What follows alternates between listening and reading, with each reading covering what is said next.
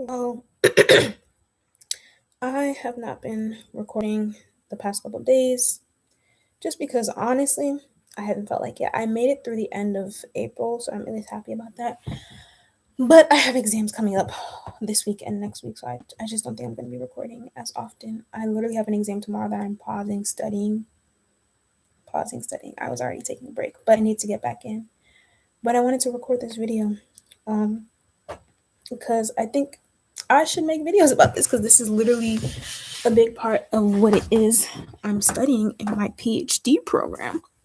So, I recently followed this creator on YouTube. I forgot what her name is, Chanel, something like that. But she basically talks about African political and economic news. I've only watched a couple of her videos, but I just watched one of them that I was like, I had a lot of thoughts on it. And I'm like, let me just get on here and do what? Share my thoughts on it. So basically, what she was talking about is let me write down some notes because I realized my notes help me to know what it is exactly I want to say. Hopefully, this doesn't take too long.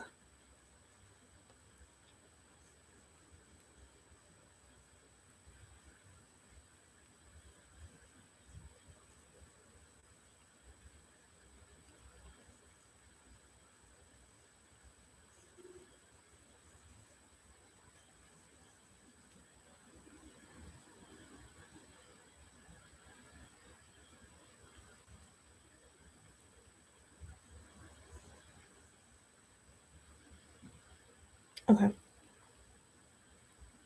Ooh, almost. Okay. So, if I remember correctly, she was saying that she was talking about the U.S. trade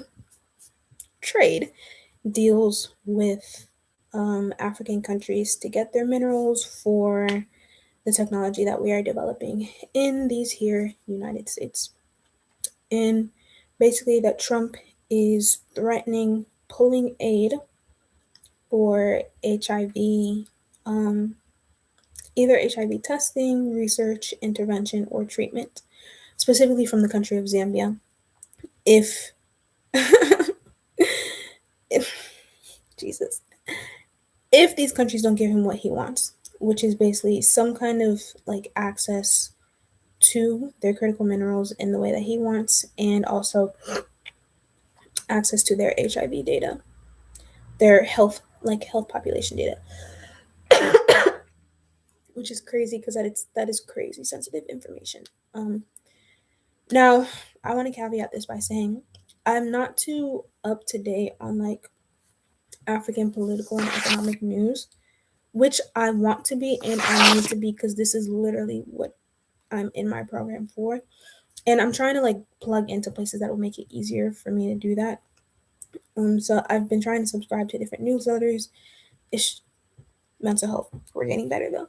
Subscribing to different newsletters, joining some networking groups in the area, and then following pages like this that talk about it. So just like in my daily life, whether I'm on social media or like I'm in a group chat, somebody's sending something, or I'm going through my emails, I'm like being reminded of these things, right? And so I don't have too much of the details behind it, but again, I am a philosopher. That's what this channel is about. And I approach these things from a philosophical perspective for the goal of making life better for us and other people. So that's mainly how I'm going to be talking about it.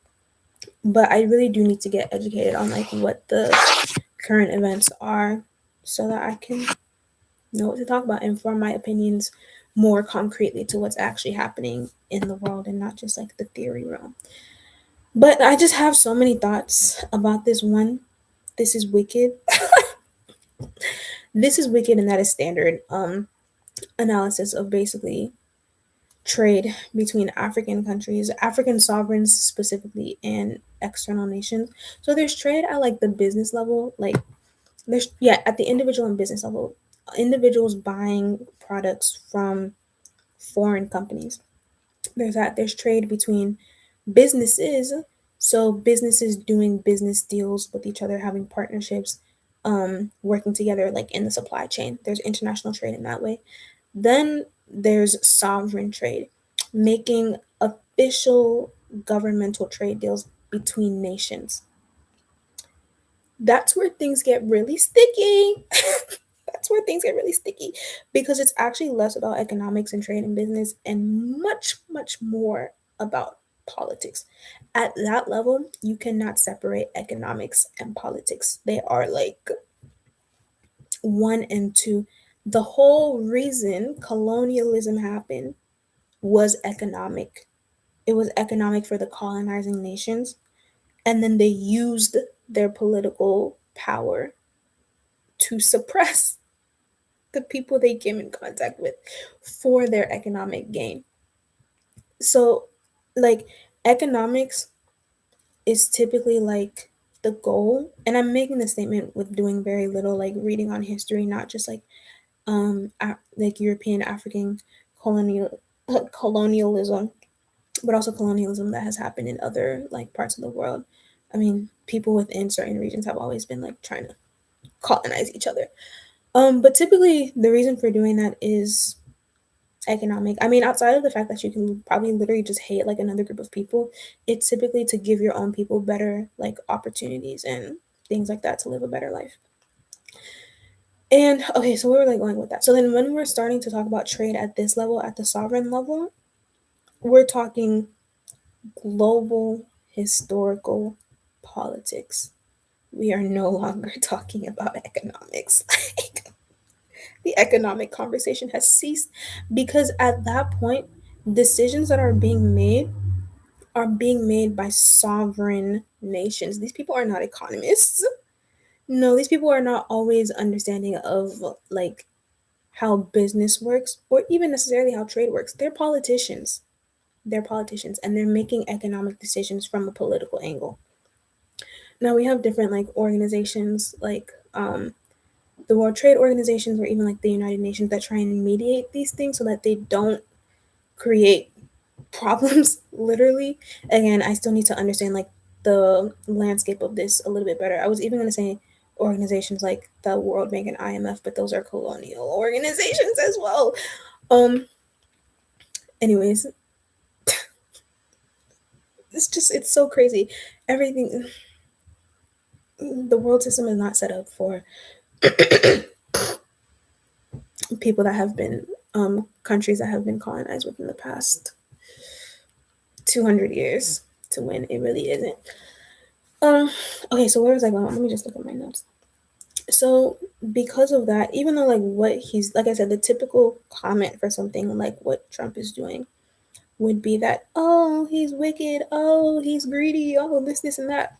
I don't disagree. I think what he's doing is extremely wicked. I think it's extremely wicked.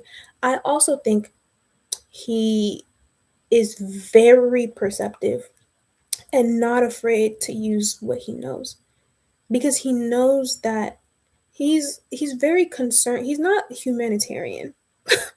He's not a humanist. He's American and primarily he's concerned about himself, his friends and what they want to do.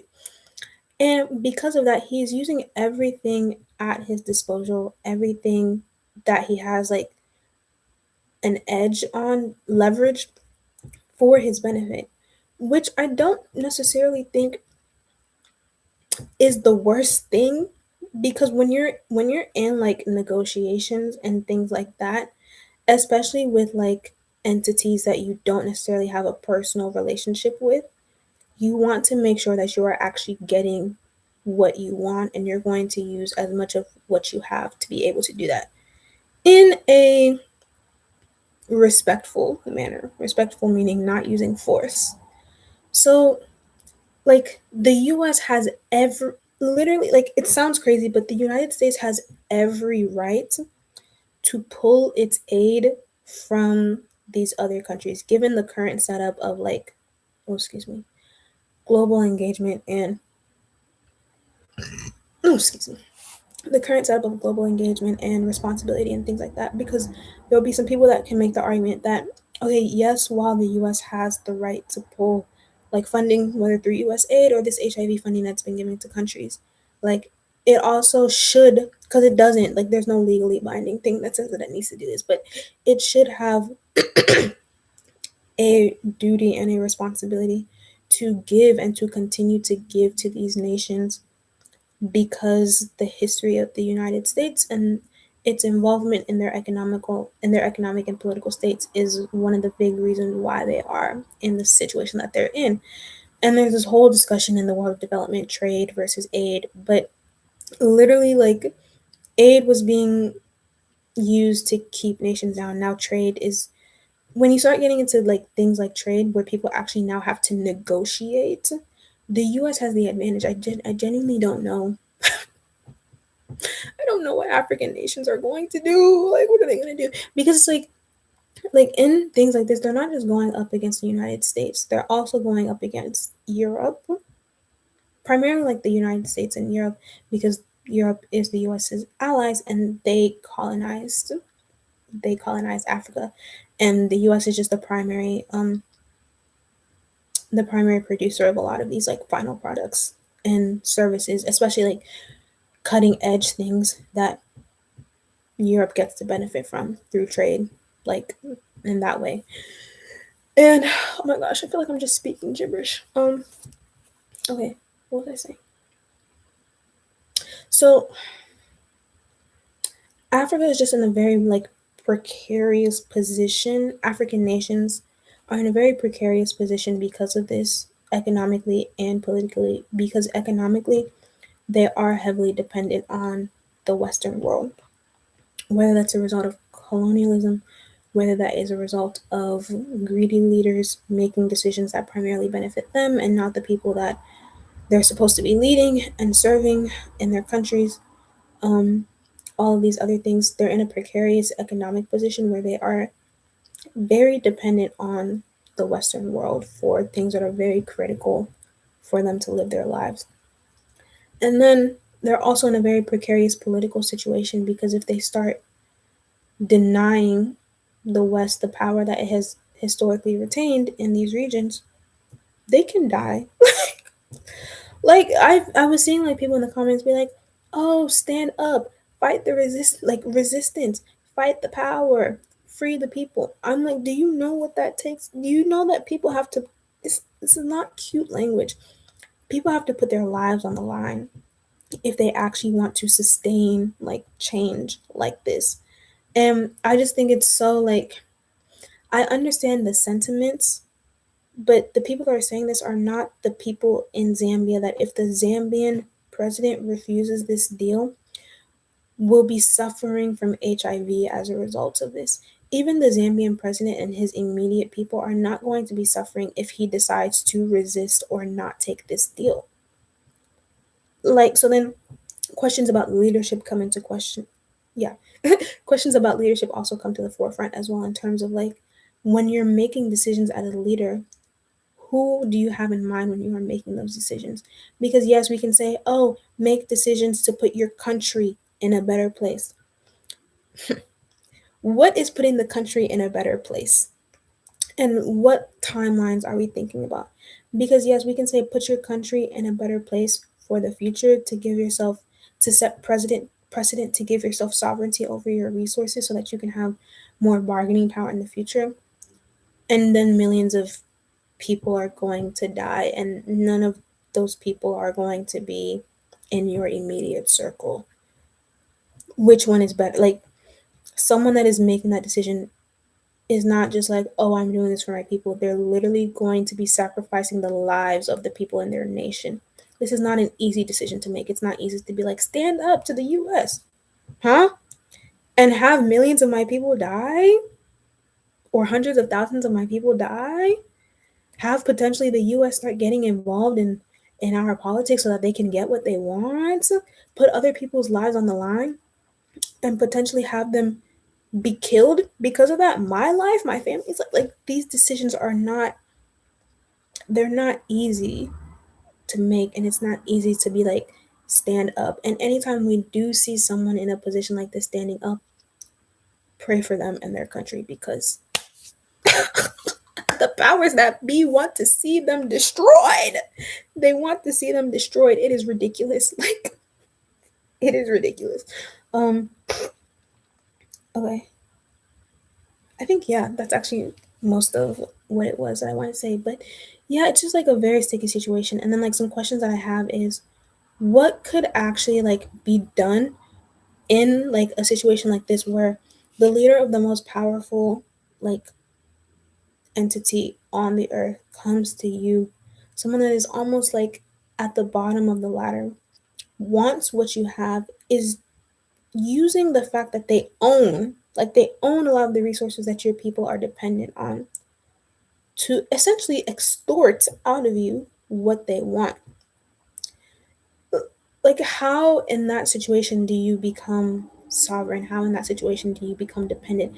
How do you manage the lived realities of the people that you are leading while also wrestling with the fact that it's not going to directly affect you, except for the fact that you may die and your family may die, which is not a that's a high price to pay, but your everyday lived experience, bro.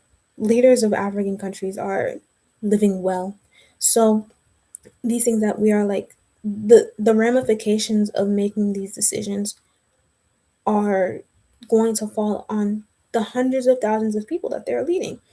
And it's like how in a position like that do you make a decision and communicate it to your people in a way that's like good for the long term, setting precedents that can be followed, but also remembering that it's going to be hard in the meantime and you may not experience the direct effects of that struggle and like manage the difficulty for your people. How do you do that? How do you do that? How can African nations put themselves in a position to be more interdependent on the continent? And at the end of the day, they are still human beings. So at some point, like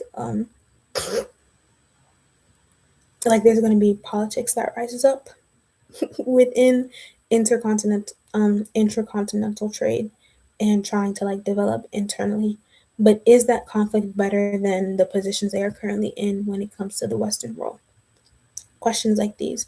Um, Also questions about like leadership and corruption and all of these things like that. Like how can citizens actually ensure that they get leaders that will actually make international and sovereign decisions that are beneficial for them when historically like these systems have not worked. Like these are just like very complicated questions, and I know that these are questions that people are exploring like within the field that I'm about to enter, but I'm just bringing them to the I guess to people who maybe don't think about these things often, so that maybe you can start to think about these things. And I think when we're seeing things and sharing things online, that your disposition is not just to make comments about it or even just to think about it, but that your thinking and your talking leads to action in one way or another.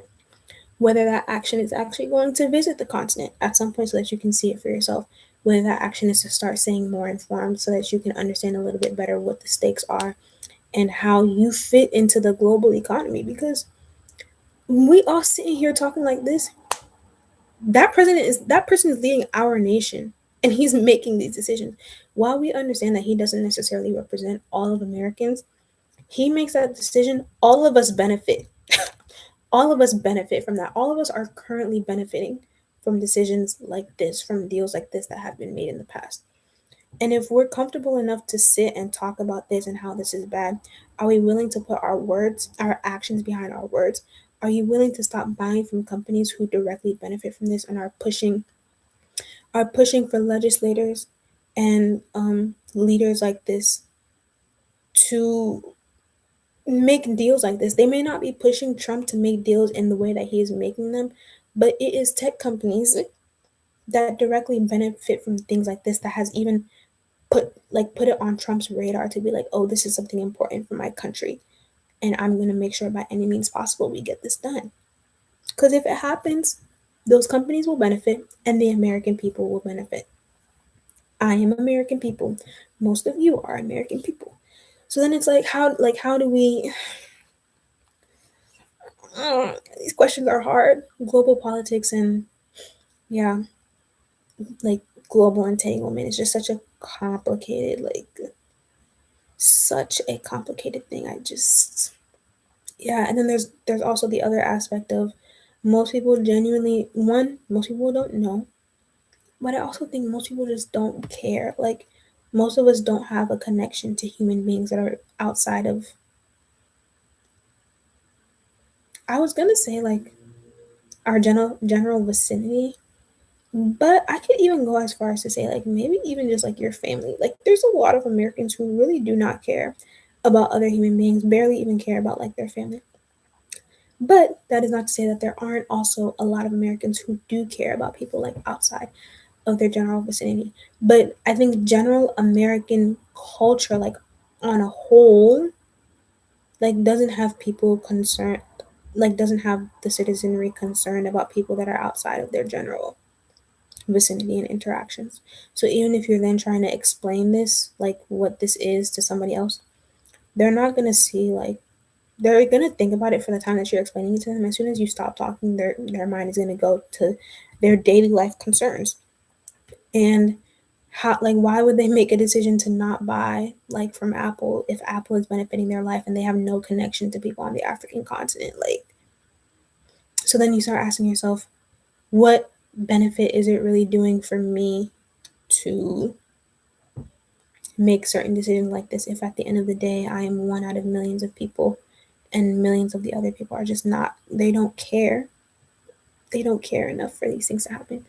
um and because I'm a solution oriented person and not like a doom oriented person, when questions like this start coming up I then start looking for what would the answer actually be. Because a question like what does me like making choices like this actually do then leads to how many people would actually need to divest from things like this for it to actually make a change in the way these people go about things. Like I took a class on sustainable investing my junior I don't remember, my junior or senior year at at Duke. And it was a really interesting class in a lot of ways because it talked about like all of the things that go into like somebody's decision to invest in this new realm of investing called sustainable investing or ESG investing or CSR, corporate social responsibility, things like that. But basically, investing in companies that are not just bringing you profit, but that have like a triple bottom line, be it like economic, social, and environmental. So you as an investor are not just caring about how much profit this company can give you, but you also care about like the greater social and like political aspect of engage in society and making your investment decisions based on that. And I think that can also go for the consumer side as well. Like consumers, is it feasible? Is it feasible and what percentage of consumers would need to care about not just the products that the company is giving them and how it affects their lives directly, but the effects that this company is having not just on society but on the world. Is it reasonable to expect that from consumers? And what percentage of consumers would need to actually do that to actually see change in the way that people operate?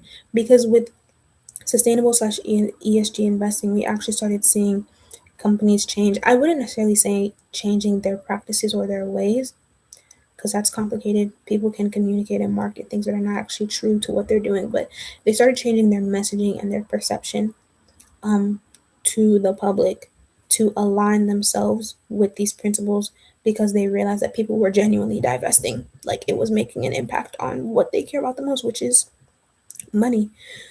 And yeah, so I just like I think about these things a lot in terms of like, okay, if I see a news headline, like, and this also really helps me to decide what information exactly do I decide to engage with, because there is endless amount of information on the internet, and I'm only interested in engaging with things that I can either actually impact through my actions or that have a direct effect on how I live my life as a human being. And that's not to say like if there are like things happening in the world I don't care. It's not that I don't care, it's that I'm more like my emotional and mental energy is so precious to me because I am directing it towards things that will actually create a change in the world. Like I'm not just saying I don't care so that I can then go and spend my whole day watching Real Housewives. I'm saying I don't care because I need my mental and emotional energy to actually focus on my degree that is going to be putting me in a position to make comments on things like this in a way that actually has impact instead of just talking about it in YouTube or TikTok comment section. Um, is preserving my mental and emotional energy in a way so that I can direct it towards either building businesses or advising businesses that hopefully in the long run will be able to be these entities in the future that can decide like how they want to engage politically, socially, and globally. So it's like I need my energy to be preserved towards the things that actually are going to have an effect towards the things that I've already decided that I care about, instead of allowing other people to tell me what I should care about just for the sake of getting an emotional reaction from them and it doesn't result in anything. Um well, why did I say that? I don't remember exactly why I said that, but yeah, oh, I think yeah, that's why I'm like really careful about like the types of things that I allow myself, like the type of information that I allow myself to hear, especially when it comes to like political news, because political news is communicated to derive a reaction out of you. But the thing they want is your reaction, and then they take your reaction and they guide it to whatever action they want you to take instead of empowering you to actually make a decision about how you want to engage. I'm not doing that. I'm not doing that. I'm also like, if I'm deciding to listen to certain amount, like certain information on what's happening in the world, I'm also inclined to be like, because I refuse to listen to like terrible things that are happening in the world and just sit there and be sad about it and then continue to scroll on to the next thing. Absolutely not. So if I'm going to actually engage with like certain news and information like this, I'm also going to think about what is it that I can practically do to contribute to this cause. Because now you have started my emotions, and I'm not just going to sit here, like just in my life, when I feel emotional about something, I'm not just going to sit here and sit in the emotions. I'm going to figure out like what can be done to move this thing forward and to progress. And that's the same way that I engage with like political, global, and social news. And because emotions are very taxing and they're precious, you have to be very particular about what type of news that you engage in. And because I'm trying to align, I'm hot, bro. I'm trying to align my career um with these things in my future life, with things like African trade and economic development. Something like this is important to me. Is important for me to be aware of and to think about and to talk about. Yeah, I feel like I just went on a tangent, but it's still related. Anyways, yeah. So the question I guess we can end with is, when you see news, if you even see news, because a lot of people aren't even keeping up with trade deals and things like this outside of the realm of how it affects them. Like, oh, tariffs are gonna make prices more expensive. Okay. If you keep up with global um news, international relations, and things like this, what, like when you come across things like this, what do you actually like? What do you think you can actually do to make some kind of movement on it? There's that. And then whatever news or information that you engage with, are you just being like a consumption bot for YouTube and Instagram and TikTok for them to make ad money off of you? Are you just an eye for the machine? Or are you actually going to be an engaging consumer, an engaging citizen, and be part of the discussion and not just be used for clicks and for views? And the next time something comes across your feed that is information that is demanding emotion and a reaction out of you, just ask yourself, is there something I can genuinely do about this? Not just to make yourself feel better, not just to cool the heat in your chest, but is there something that I can actually do in my actions that contributes towards the bettering of the people whose experiences I'm being presented?